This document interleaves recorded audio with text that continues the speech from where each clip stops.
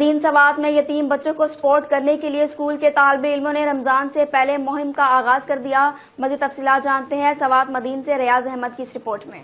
مدین سوات میں یتیم بچوں کو سپورٹ کرنے کے لیے اسکول کے طالب علموں نے رمضان سے پہلی مہم کا آغاز کر دیا۔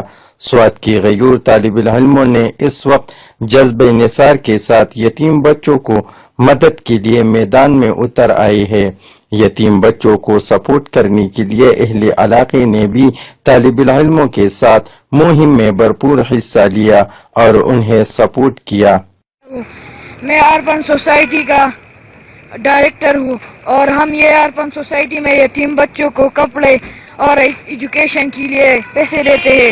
ہم مخیر حضرات کو چاہیے کہ اس تنظیم کو سپورٹ کرے تاکہ یتیم بچے بھی عید منا سکے۔ کیمرہ ٹیم کے ساتھ ریاض احمد، مدین، سوات۔